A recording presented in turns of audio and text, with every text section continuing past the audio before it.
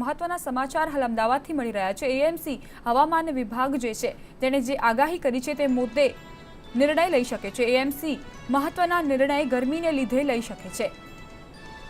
વધતી જતી ગરમીને લઈને મહત્વના નિર્ણય સામે આવી શકે છે। એક તરફ રાજ્યમાં ગરમીનો જે રેડ એલર્ટ છે તે જાહેર કરવામાં આવ્યો છે। બાંધકામ સાઇટ પણ બંધ કરી દેવામાં આવી છે, ત્યારે મ્યુનિસિપલ શાળાઓ પણ ગરમીના કારણે બંધ કરી દેવામાં આવી છે। રેડ એલર્ટ સમયે બાંધકામ સાઇટ બંધ કરાશે તેવી પણ આગાહી કરવામાં આવી છે। તો અમદાવાદથી એએમસીએ મહત્વના નિર્ણય લઈ શકે છે તેવી પણ માહિતી મળી રહી છે। જણાવી દઈએ કે રાજ્યભરમાં કાળઝાળ ગરમીને કારણે લોકો ભારે મુશ્કેલીમાં છે। ક્યાંક રેડ એલર્ટ તો ક્યાંક યલો એલર્ટ જાહેર કરી દેવામાં આવ્યા છે। તે વચ્ચે જ હવે એ સમાચાર સામે આવ્યા છે કે મ્યુનિસિપલ શાળાઓ બપોરના સમય બંધ કરી દેવામાં આવશે। રેડ એલર્ટ સમયે બાંધકામ ન કરવામાં આવે તેવું પણ નિર્ણય લેવામાં આવશે। આ મામલે મંતવ્ય ન્યૂઝના સંવાદદાતા રીમા દોશી જોડાઈ ગયા છે। જી રીમા, જણાવશો જે રીતે એએમસી નિર્ણય લઈ શકે છે, કારણ કે રાજ્યભરમાં કાળઝાળ ગરમીનો જે પ્રકોપ છે તે વધી રહ્યો છે, શું છે આ અંગેની વિગતો?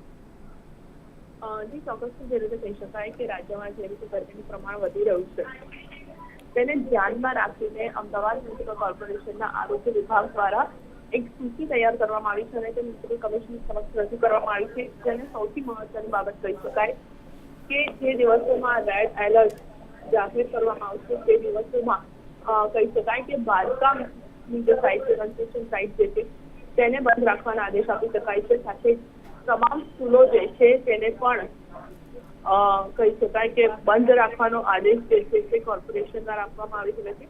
કારણ કે અત્યાર સુધી દર વર્ષોથી આપણે જોતા આવ્યા છીએ કે હીટ સ્ટ્રોકના કારણે અમદાવાદમાં મૃત્યુઆંક જે છે લોકો મૃત્યુ પામતા હોય છે, ત્યારે આ વખતે કોર્પોરેશન જે છે તે અગાઉથી સાવચેતીના પગલાં ભરી રહ્યું તેવું જોવા મળી રહ્યું છે।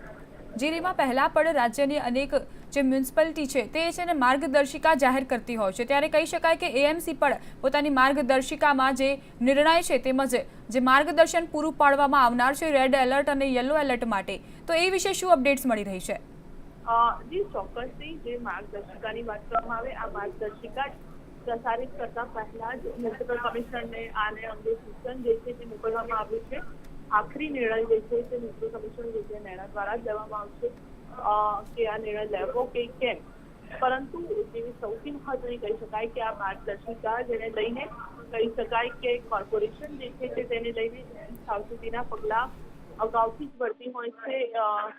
લોકોમાં પણ તે અંગેની માહિતી પહોંચાડવાના પૂરતા પ્રયાસ કરતી હોય છે। જી આભાર રીમા, માહિતી આપવા માટે।